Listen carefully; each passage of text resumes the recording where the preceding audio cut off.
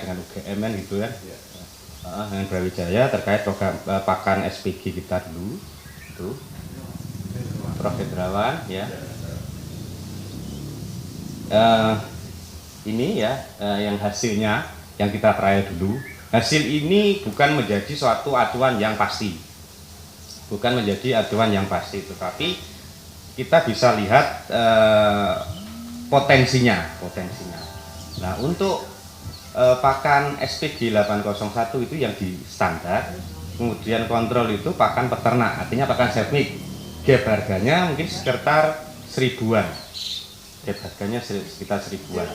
Kemudian ada lagi pakan premium, nanasnya tinggi, malah kurang begitu bagus hasilnya secara ADG, karena menurut Prof. Ali Agus kemarin bahwa nanas yang tinggi pun juga tidak menjamin bahwa hasilnya bagus. Ini juga relevan, gitu kan? Relevan dengan hasilnya. Kalau hitung-hitungan ekonomis, nah karena kami juga belum begitu expert di sini hitung-hitungan ekonomisnya ini, mungkin masih banyak evaluasi sehingga hasilnya dari gapnya ini cukup fantastis ya, dari kontrol itu pakan perhatian peternak dibanding dengan pakan perlakuan kita, yang pertama SPG, yang kedua yang pakan nanas tinggi.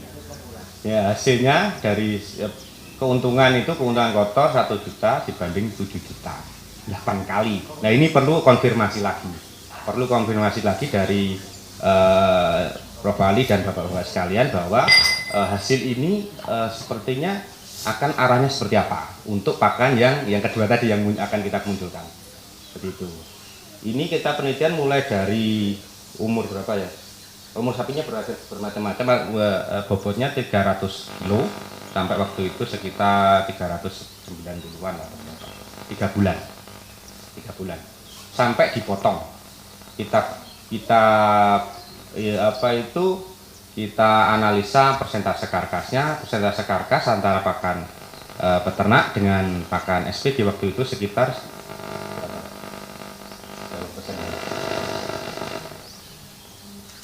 30-an ya, 30%. Ini nanti mungkin kita akan coba diskusikan lagi terkait hasilnya. Ini menjadi acuan kami untuk untuk membuka komunikasi. Jadi membuka komunikasi bahwa pakan dengan kondisi seperti ini menghasilkan kondisi yang lebih baik. Nah, ini kita karena sampai RPH, jadi sampai kita potong, jadi jual hidupnya seperti itu, seperti yang tadi kita sampaikan, dengan keuntungannya jual karkas dan non karkas sekian. Mungkin itu yang bisa bulan Mei sampai Juli tahun kemarin, masih corona juga waktu itu. Di harganya waktu itu harga dagingnya 110-an ya, sedangkan pakan kita waktu itu masih ekonomis, masih harga 3.500 per kilo gitu. Waktu kita trial. Sedangkan kontrol ini harganya 2.500, selisihnya 1.000. Mungkin itu yang coba kami paparkan terkait produk dari Sria yang masih muda artinya gini. Baru berapa bulan kita munculkan dan butuh sekali masukan dari expert dan peternak sapi yang sudah berkecimpung lama. Seperti itu. Mungkin seperti itu, Bapak MC. Ya. Ini mohon tepuk tangan. Bapak Ibu, tadi Prof. Ali bilang pelihara sapi khususnya itu kan yang paling krusial adalah bibit dan pakan. Kendala di peternak ada di pakan. Kalau kata Mbak Dia itu yang penting petani itu pandangan yang salah sebenarnya. Golek pakan sih murah. Iya. Dan itu jadi inget-inget pada di SMKN Cangkeringan itu jadi diinget-inget berguru untuk merubah statement bahwa golek pakan sih murah. Kita beli pakan yang lebih baik, tapi untuk dapat keuntungan yang lebih baik. Nah, masih mengenai pakan, ini Profesor Ali memaparkan apa yang ditemukan selama ini di penelitian dan diaplikasikan mengenai burger pakan sapi. Kemudian Bapak Ali Agus, waktu dan tempat kami persilakan. Nanti Bapak Ibu ada sesi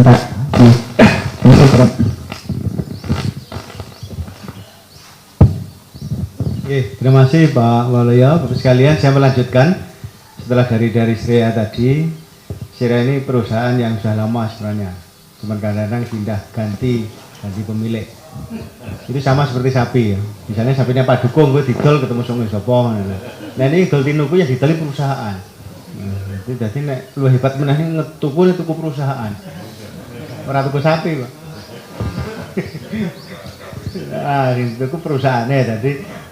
Sama seperti Bank BCA dulu kan juga begitu. BCA itu punya siapa? Didol, terus tuku lagi. Jadi, nah mungkin kita levelnya ini kaguan, terus dol tinuku wedhus ya Pak, sapi ya.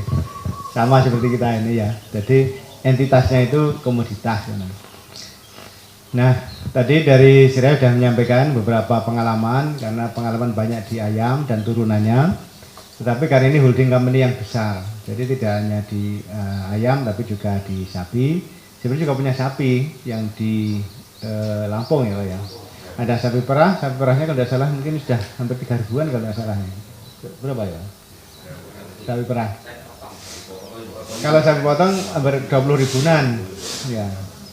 Kalau sapi perah itu karena baru mulai juga, kemudian saya juga banyak diskusi. Bahkan belum lama penelitian di sapi perah menggunakan booster, jadi suplemen booster yang kemarin hasilnya ya mereka mungkin kaget, biasanya pakannya udah bagus padahal hanya menggunakan waktu itu penggunaan kita hanya 0,3, jadi 3 kilo per ton, jadi kan sedikit sekali itu selama 42 hari bisa meningkatkan produksi susu itu 700 mili rata-rata. Dan sapinya, sapi perah produksi tinggi, produksinya itu 30 sampai 40 liter per ekor per hari dengan menggunakan penelitian itu 30 ekor. Kalau 30 ekor ini yang kontrol pakai apa adanya, ya, seperti yang telah dilakukan selama ini, hanya tambahi itu aja, tambahi sedikit itu aja. Ternyata bisa. Nah pertanyaan, loh kok bisa? Padahal ini pakan udah bagus ini. Ya sebenarnya jawabannya sederhana. Karena konsep pemberian pakan itu harus lengkap dan seimbang. Itu konsep dasarnya itu. Mungkin kita bisa melengkapi energi, protein, mineral, vitamin dan semuanya lengkap. Ya, tapi ini lengkap pada semua. Pertanyaannya, seimbang enggak? Gitu. Kalau tidak seimbang, ini lengkap tapi ini dhuwur, ini rendah, ini wah sama seperti orang sepak bola itu akhirnya ngegoli gawangi dhewe. Wong lalu rono rene ya. Akhirnya bingung karena nggak seimbang. Nah, bagaimana tahunya ini seimbang atau tidak? Nah ini, itu sekolah 10 tahun belum karuan rampung itu. Saya sudah sekolah Pol, ya S3, itu dari kuliah 4 tahun, tambah kuliah lagi 2 tahun, tambah 3 tahun, 9 tahun itu kuliah terus saya itu sampai tua. Setelah lulus, melanjutkan dia masih belajar terus ya, 20 tahun, sekarang mungkin sudah 20 tahun lebih. Berarti total sudah 29 tahun. Itu saja belum ketemu itu. Iya caranya ketemu nih, lengkap dan seimbang. Nah gimana tahunya bahwa ini kira-kira lengkap dan seimbang? Ya kira-kira wae. Gimana caranya supaya tahu ini kira-kira? Takon sapi nih. Nah jenengan sudah bisa takon sapi nih, sudah bisa ngomong sapi nih. Wah ini berhebat. Jadi meguru sama ilmunya Nabi Sulaiman. Ya Pak Duko ya. Wah, Pak Duko ini sampai ini hobi kawin nih, kawin terus ya ini.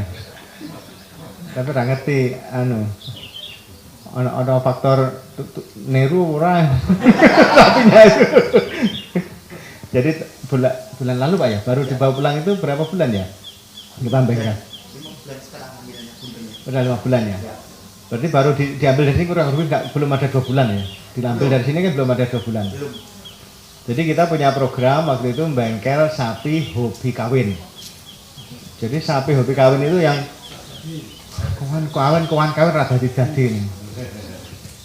Berapa kali, ada sing paling oke itu sing paling 11 kok ya. Ada yang 11 kali, 8 kali, 5 kali. Ini lho Pak yang punya. Tagon jenengan Pak. Lah terus ada kemarin itu 16 atau 18 ekor saya lupa ya. 16 ekor. 16 ekor sapi-sapinya ini di bagian bawah ini sudah dititipkan di sini, udah kita treatment, kita bengkel saya sinau ya itu. Sinau. Itu ada 2 mahasiswa S2 itu yang nggak tidur itu kumpul sapi itu. Cuman ini nggak ada, untung nggak ada kerbau ini. Nah kalau ini kumpul kerbau kan dikira sangar. Ini kumpul sapi di sini ini tidur di situ nih mahasiswa S2. Saya nggak harusnya diajak ke sini tuh mahasiswanya nanti. Oh ya, ada yang nomornya ya, lupa saya ngabari. Mbak Anu bilang muksin Mbak Ben Anu mahasiswanya berkesini, nyusul kesini. Nggak tahu nanti. Saya lupa mengabari.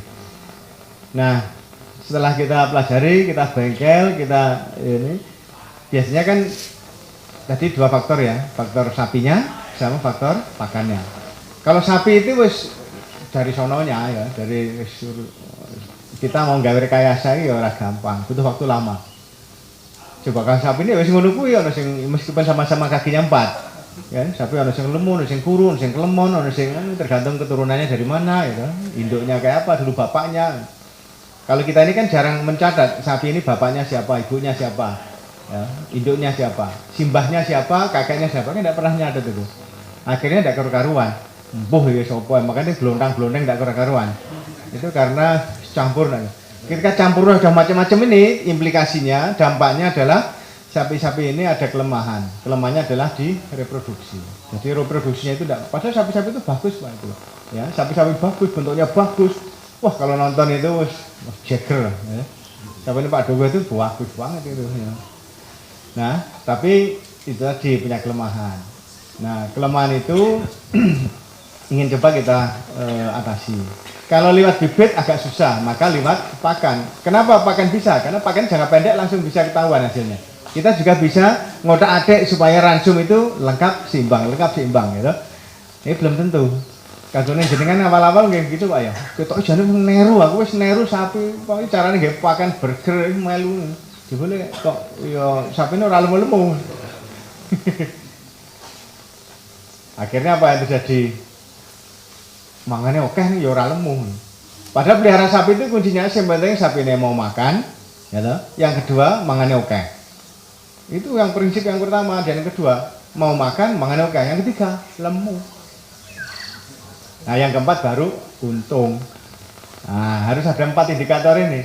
Yang tahu siapa? Jenengan semua yang tahu. Saya nggak tahu jenengan ini untung apa ndak gitu. Tapi hitung-hitungan angel ya, nyatane iku nggo mantu, nggo nyunatke, nggo gawe omah, nggo tuku mobil, ya lancar iku. Takoni untungnya pinten? Ketok rekoso ya Pak ngomong sapi ini. Tapi takone iki untung ora tak jene ya. Ngitunge ya susah angel. Lah buktine wah iso nggo jago kamu tuwa, nggo jago lurah bareng iso ya. Ya. Ning asal aja nggo buka cabang ya Pak.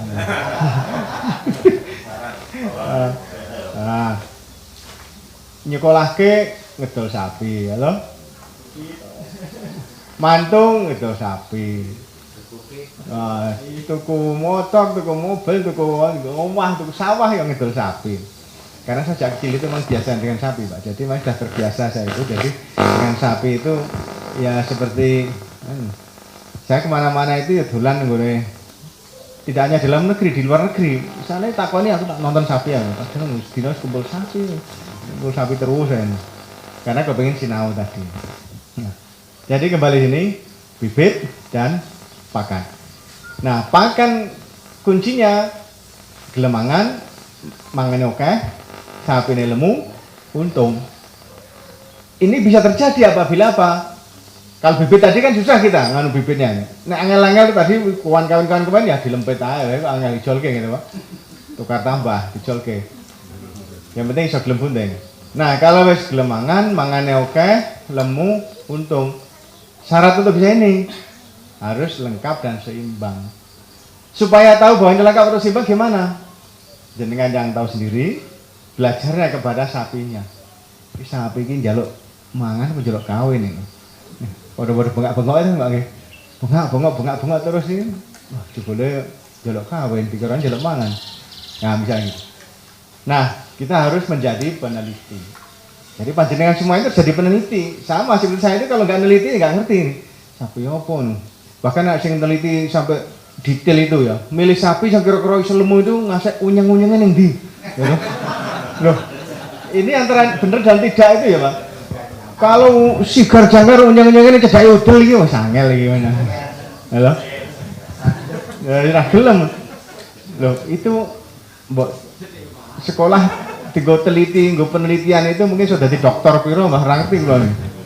Artinya apa? Itu juga ada ilmu. Makanya kita di perguruan tinggi sebagai peneliti itu tidak boleh langsung menghukumi, wah itu salah, itu bener, ora apik, iya. Tidak boleh. Makanya saya kan tidak pernah bilang ini. Ya, jangan-jangan ilmu ini jenengan itu hebat-hebat karena sudah ngalami, sudah meneliti sendiri. Pak, sapi aku ora gelem golek sapi nek tanduke iki malang misalnya lho. Atau tanduke sing piye atau mungkin sing mudhun itu biasanya aneh apik misalnya ya. Bisa ya bisa tidak, dan tanduk juga faktornya macam-macam. Tapi kalau ini berulang dan berulang terus, wah ini jadi ilmu. Maka kenapa kita sok kadang-kadang sering datang gini kumpul-kumpul itu untuk ilmu apa? Nanti berbagi nanti. Menurut pengalaman jenengan apa?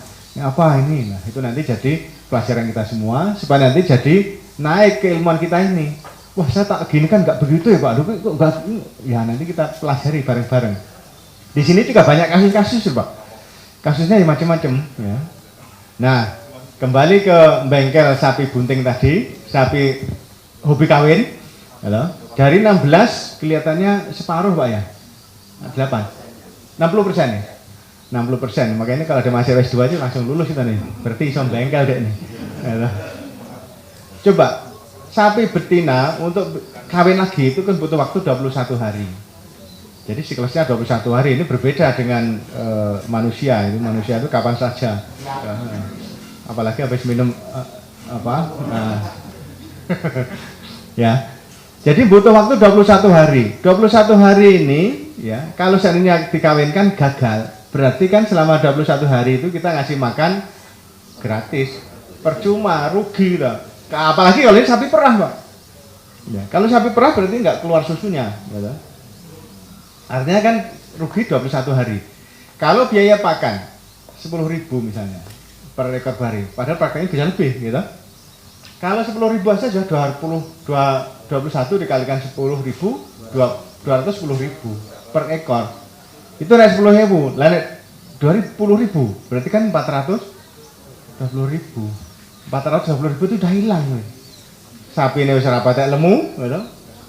Kawin radadi, nggak bunting, kalau nggak bunting, gimana nanti nunggu susunya? Lainlah faktor pakan yang betul-betul kita pikirkan, ya supaya seimbang gimana harus diamati betul. Ya. Jadi panjenengan harus sebagai peneliti, nanti kalau menginterpretasikan nanti tidak apa-apa lah. Bapak Ibu kan sudah tahu kalau satu itu biasanya seneng tongkrongan di sini, kongko di sini, ngobrol-ngobrol kok gini gimana. Nanti saya pun bisa jadi dapat ilmunya, dapat tambahan ilmunya. Oh Pak, kalau kasih begini itu bisa ini, oh ini bisa itu. Termasuk nanti tadi penelitian yang mungkin sedang akan kita coba kembangkan, kombinasi antara teknologinya Sria sama teknologi bengkel sapi. Jangan-jangan nanti wah ini tambahin nanas, langsung empuk misalnya dagingnya loh. Nah, nanti dagingnya empuk, tapi ini daging empuk, wah ini nggak pejantan bahaya jangan-jangan. Ya kita perlu pelajari lebih lanjut. Nah, ada ukuran-ukurannya pasti. Nah kalau itu 60%. Berarti setidaknya kita sudah dapat pelajaran apa yang menyebabkan sapi ini ke hobi kawin kan gitu. Bukan karena hobi kesukaan psikologis, tapi sebenarnya ada faktor nutrisi. Nah gizinya ini yang tadi nggak imbang ini. Nah kemarin kami pelajari itu, coba ini kelihatannya kok sapinya begini toh, ini. Yang sapinya gede kan, yang banyak sapinya siapa nih kemarin itu ya? Kan wah ngasih ngapalan lu gulune dan begini itu juga kita perbaiki ya, kita ya alhamdulillah berkurang jauh. Nah, di sini kan cuma 3 bulan Pak ya. Ya. Nah 3 bulan artinya dengan 3 bulan itu ternyata, nah saya pun juga cukup bergembira paling tidak dengan teknologi yang kita coba pelajari, kita aplikasikan case by case ya, kasus per kasus sapi-sapi ini kemungkinan gini. Makanya saya pun juga agak sering ke sini ketika memantau sapi itu. Nah, yang di lapangan kan ada juga, tapi nggak kita pantau persis seperti ini. Saya belum tahu, mungkin nanti mahasiswa biar ngecek di lapangan. Nah, ini ada Mbak dari Dinas Peternakan Sleman ya. Nah, ini bisa bikin program itu, ya toh? Program bengkel sapi hobi kawin. Katanya ada sekitar 1000-an ekor nggih. Berapa, Mbak? 1000 lebih enggak? Coba kalau ada 1000 lebih.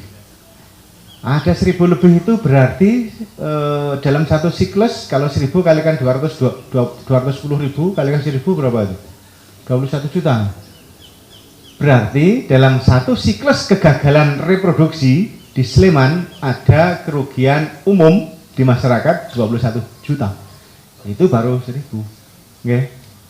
Padahal kita berharap nanti ada yang bunting dan punya anak. Gitu. Akhirnya itu menjadi tantangan kita. Nah, siapa tahu nanti panjenengan nanti lapor kepala dinasnya, ini bisa enggak nih caranya itu jak gandengan, gitu. Nah, siapa tahu, gitu. Nanti digawe ke formula pakan sing agak apik sithik ngono Pak ya. Maksudnya lebih lengkap, lebih seimbang. Nah, nanti untuk sapi-sapi yang repeat breeder tadi, repeat breeder yang hobi kawin. Karena apa? Itu wasit betul itu. Kalau ini bisa, saya kira petani ya bahagia. Sebelum dibawa ke sini kan sapi-sapi cek dulu nih. Reproduksi ini bener enggak. Tapi setelah dicek lebih dalam, lebih mendetail, ternyata ya harus dilempit, ada emang masalahnya lebih serius gitu. Nah, itu. Ini yang pertama yang saya sampaikan.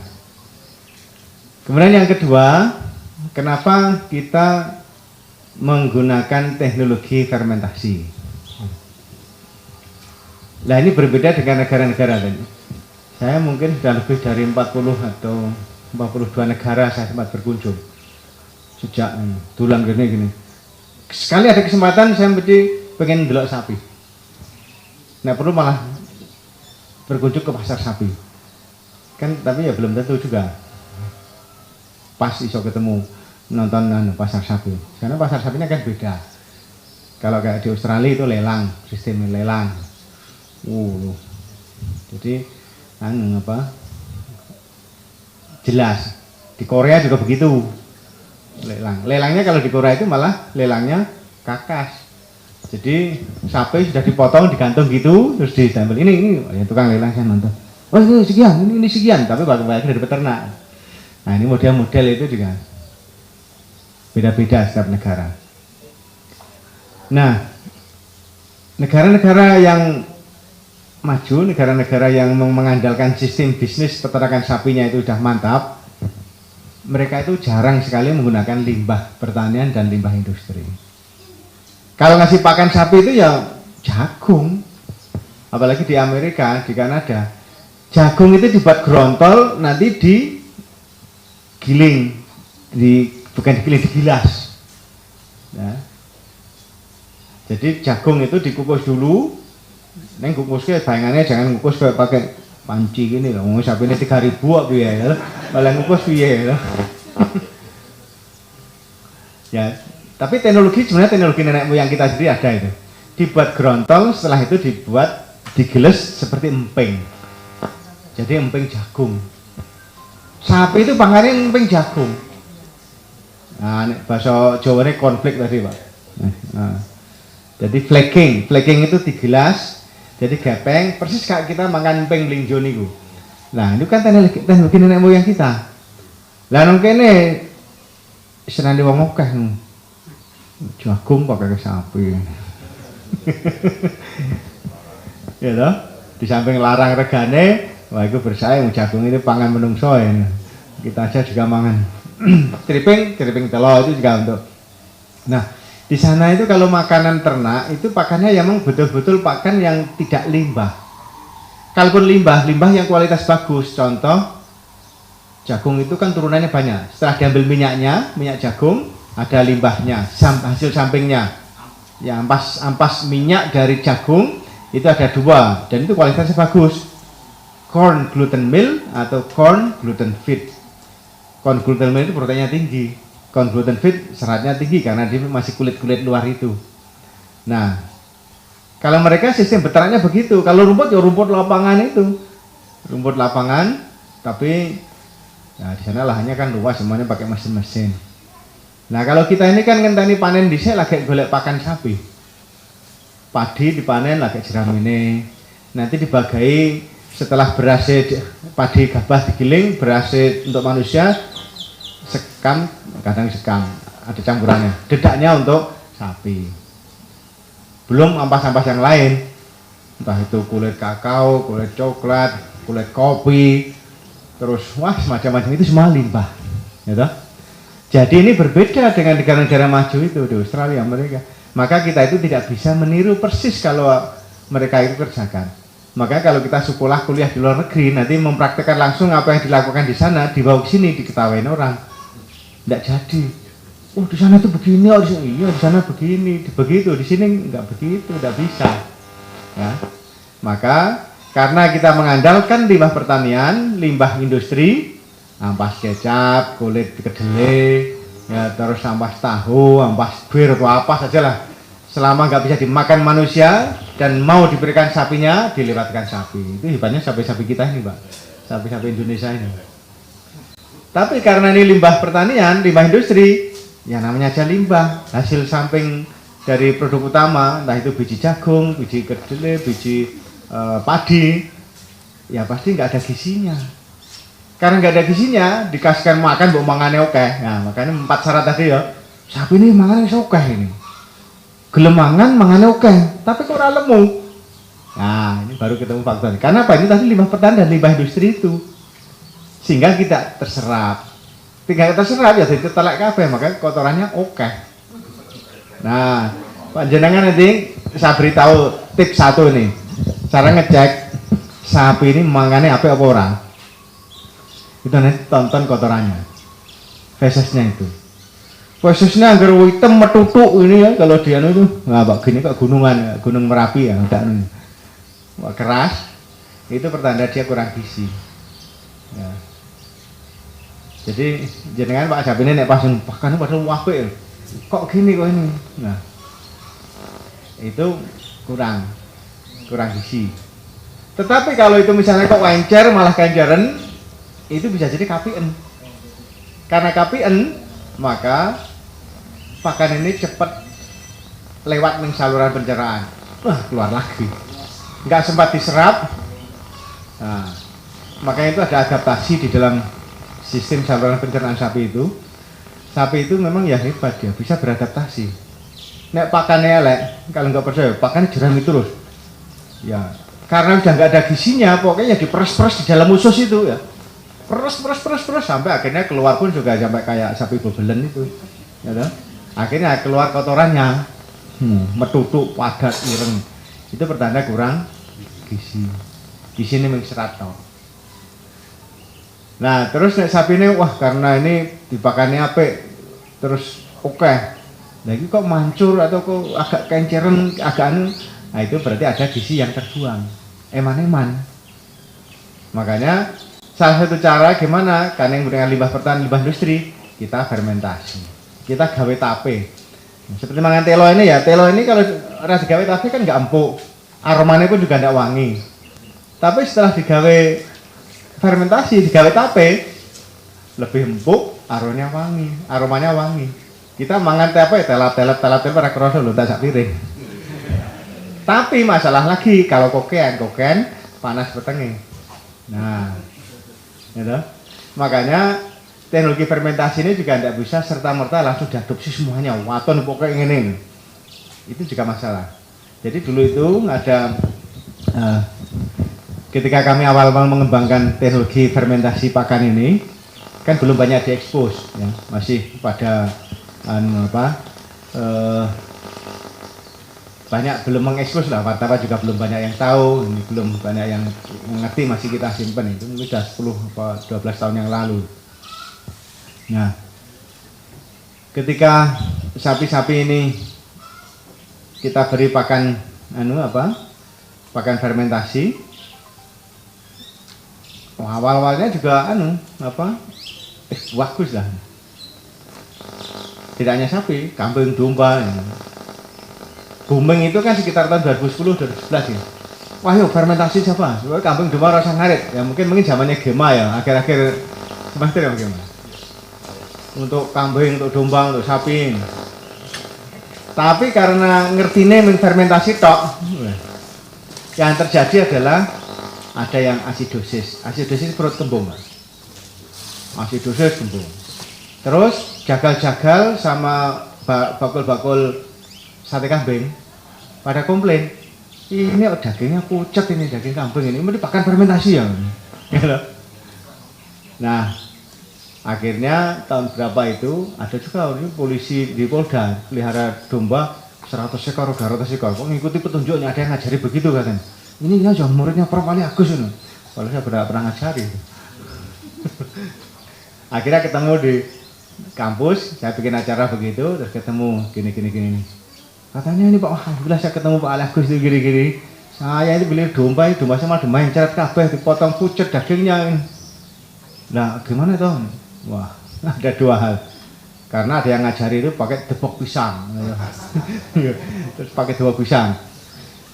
Nah, yang debok pisang orang gisine ya. Akhirnya ya ngapusi weteng wedhus. Wedhus sudah ngapusi wetengnya, akhirnya masalah.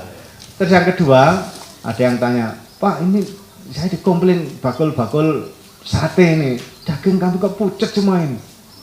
Kenapa ini?" Ya itulah saya bilang, ini fermentasi itu tidak tunggal, ada pasangannya. Sehingga kenapa kita itu kalau mau fermentasi itu ada dua pasangan. Satu menggunakan booster itu, yang dua pakai saus burger pakan. Jadi nunggu booster tok, hanya risiko pucet terjadi. Itu yang terjadi sekian tahun yang lalu pada peternak-peternak domba. Pokoknya ngerti ini ngono sing ngajarin. Setelah usut punya usut, itu juga kejadian lucu nih. Awal-awal itu kan kami di peternakan domba yang tanpa ngarit itu dengan teknik burger, dengan fermentasi itu kan diadopsi banyak orang dan orang berkunjung terus. Ya kita sebenarnya nggak punya domba banyak, waktu itu hanya sekitar 200-an, 300 ekor lah. Nah, kalau berkunjung terus kan ngelayani untuk takon, diskusi gitu kan habis waktunya. Akhirnya dombena rakopan, terus do kuru, terus do ini. Nah, akhirnya kita buat sistem. Ya termasuk ini, biasanya kalau kita ngelayani itu misalnya hari Sabtu. Kalau dulur itu ya dolan-dolanan nonton, tapi kita nggak punya kewajiban untuk melayani. Karena nanti rakopan itu biasanya ngasih makan, ngasih minum, ngobrol terus, wawancara terus, itu rakopan wedhus ini. Suatu ketika, ya, kan ini sungguh-sungguh terjadi itu. Kita nggak menerima tamu, nggak melayani tamu. Kalau mau nonton, lihat silahkan, boleh. Ya. Nah, suatu ketika karena di luar hari Sabtu, kan hari Sabtu itu kan harapannya saya Sabtu bisa ke kandang gitu ya. Kan kandang kami masih ada itu di daerah sana, Jomblangan Banguntapan. Nah, di luar hari Sabtu ada orang berkunjung, tapi orangnya kreatif ini. Wah. Nah, kita langsung nyimpulkan itu. Dilala waktu itu ada pohon pisang rubuh. Pohon pisang rubuh itu kan ganggu jalan. Sama anak kandang pinter. Wah, dipotong, dicacah. Lumayan ini gue campuran.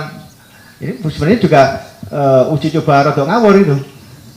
Mungkin karena anak kandang gen kebak fermentasi pakan, harusnya rumput atau jerami, kasih dibuat pisang dicacah, Pak. Wah. Nah, orang tamu ini datang kan nonton. Oh, ini resepnya ini. Ternyata ini toh. Iya.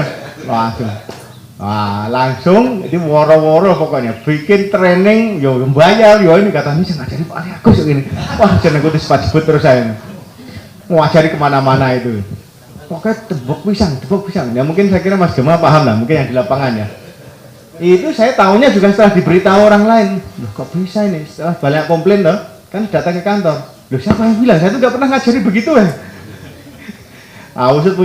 Usut punya usut, ternyata itu tadi ada orang kreatif yang nggak saya sebutkan namanya lah.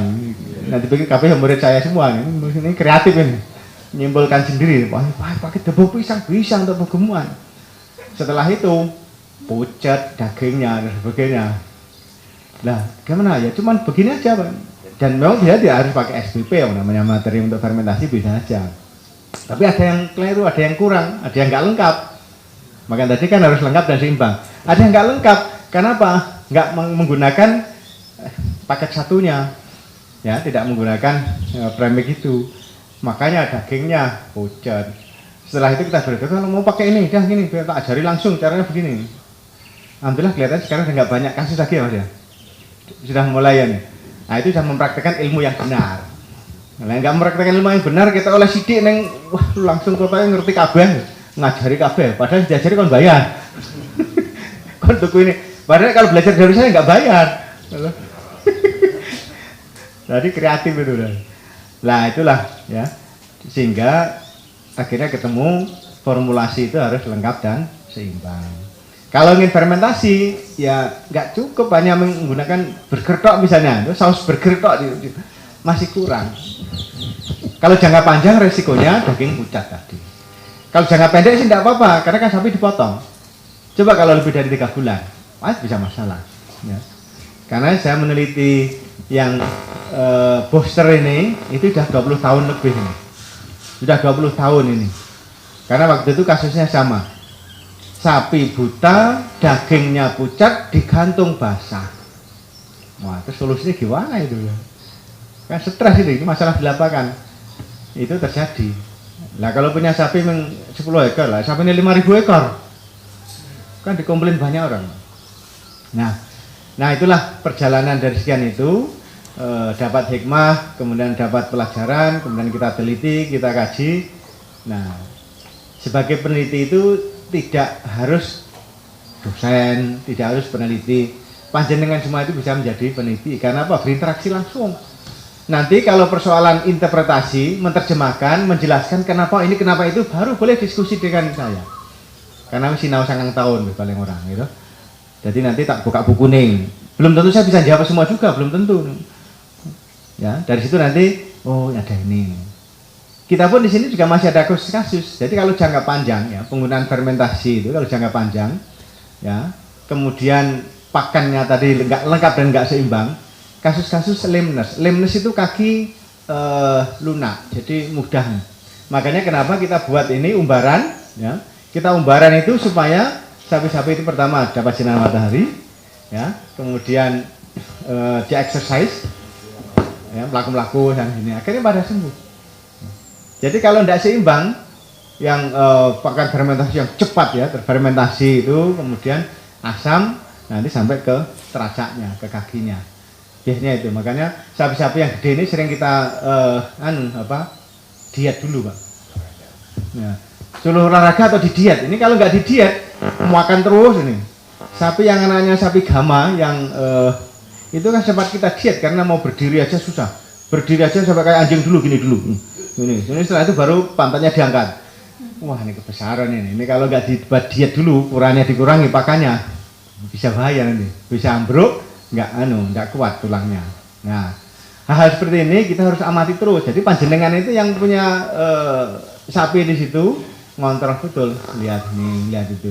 Saya aja kadang-kadang juga begitu. Malam itu kadang-kadang kok ini. Saya 2 hari 3 hari nggak kesini itu caranya juga pengen nonton ya, lihat ya. Loh ternyata kan sapi ini tidur semua kok, ada yang nggak tidur kenapa tuh? Oh ternyata keluhnya itu kecantol sama paku di ini ya. Nah kadang-kadang udah pada tidur semua. Nah gitu nanti kan semalaman nggak tidur dia, kan stres. Nah itu. Maka kenapa program yang kita kembangkan di sini itu memikirkan kesejahteraan hewan. Hewannya disejahterakan, ternaknya disejahterakan, dibahagiakan. Biar apa? Biar produktif. Nah, konsep-konsep kesejahteraan hewan inilah yang sedang kita lakukan. Kita lakukan kajian, penelitian, maka kita mencoba membuat entah itu nanti ayam atau domba atau apa. Karena prinsipnya ini sama-sama makhluknya Tuhan. Jangan sampai misalnya kita melihara hewan, makhluk Tuhan, tanggung jawab pakan minum kita, tapi kurang makan, kurang minum. Wah itu bisa masalah besar itu. Makanya 2 tahun yang lalu ada orang sebenarnya tidak punya hobi pelihara sapi, yang cuman mergo seneng dan kepingin, tapi nggak punya ilmunya, dipelihara tok, dikiranya dikasih jerami udah cukup, pakai jerami terus, ya 3 bulan sapi yang awal bobotnya 500 ya tinggal 200. Susunya aja lain, namanya pengurusan ini, penggemuan. Akhirnya ada berapa ekor itu kita bawa ke sini, kita bengkel. Tapi udah kita jual Pak sapinya. Akhirnya kita jual itu untuk korban kemarin kan tahun lalu ya. Jualnya tahun lalu ya Pak. Anu ya. Pak Wali. Yang sapi gini Pak Rektor Instiper itu. Tahun lalu ya. Bobot berapa? 800 ya? Nah, 800 dari 250. Ya, karena itu hanya sapi potong, tapi ada sapi perah juga gitu. Nah, jadi saya hanya menyampaikan dua hal ini. Yang penting panjenengan itu harus menjadi peneliti. Wasitnya ternaknya. Nanti kalau ada apa-apa, enggak apa, nanti ngobrol-ngobrol sini saya bantu menginterpretasikan. Maka jangan pakai ilmu pokoknya. Pokoknya ini Pak Biar ini orang ini orang ya orang maju-maju nih. Nanti sama saya pun di kampus juga begitu. Kadang-kadang apalagi profesor senior lagi menangan lawannya mahasiswa gitu. Waduh, mesti menangan ini. Mahasiswa apa wani karo dosen ora wani karo dosen ra lulus. Iya. Apalagi pengalaman, harusnya begini, harusnya begitu. Kalau saya guyonan, siapa yang mengharuskan Pak? Itu pula saya selama hampir 20 tahun ini jadi dosen, jadi peneliti itu, saya meneliti yang orang-orang belum meneliti. Sering juga dibantah, dibantai, di diskusi-diskusi itu, apalagi mahasiswanya kalau ujian, stres itu kan. Wah nanti ini dosen lain ada yang membantai, membantah, ini teorinya Raono ini. Raono kok gawe ini apa? Ya itu tadi ketemu prinsip-prinsip. Kadang-kadang mahasiswa juga nggak lulus juga, tapi ya nggak apa-apa, lulus apa-apa, mahasiswa harus lulus aja. Ujian meneh, ujian kedua kali, nggak lulus akhirnya. Itu sering kejadian Pak itu karena kadang-kadang karena itu biasa kacamata gini, itu kan teori, di prakteknya kan tidak bisa. Coba buat ukuran kandang kayak apa? Dulu belum ada yang namanya kandang close contoh tadi, kan belum ada. Kandang khusus larang ngopo. Ngertine biyen ngono. Apalagi kalau tipe-tipe kita bukan peneliti, ngadopsi dari luar begini, pokoknya ini biyen ngono nih lah. Itu bukan kreatif, jadi kan harus nyoba. Sama teknik fermentasi ini juga ditentang banyak orang ketika tahun 2000-an ini. Saya membuat penelitian jerami padi fermentasi. Ora ono jerami padi fermentasi. Jerami padi ya amoniasi. Puluhan tahun dapat doktor, profesor. Nah, saya nggak kepengen amoniasi apaan? Lah kepengen apa? Fermentasi. Nggak ada fermentasi. Ya saya adakan. Ya lah. Ilmu silase itu kan coba kan sejak zaman nenek moyang udah berapa puluh tahun, tapi nggak ada yang adopsi silase. Silase jerami nggak ada istilahnya ya, tak buat dewe, gawe dewe istilah. Saya nggak menggunakan istilah silase jerami, tapi fermentasi jerami. Kan ilmu dasarnya begitu. Nah, gimana supaya jerami itu bisa difermentasi? Salah satu kelemahan jerami itu kan nggak ada karbohidratnya. Ya kan nggak ada karbohidrat, supaya fermentasi jadi tak tambah karbohidrat kan sama aja. Akhirnya orang pada tahu kan. Itu waktu awal-awal itu meluluskan berapa S1 itu, gitu. Namanya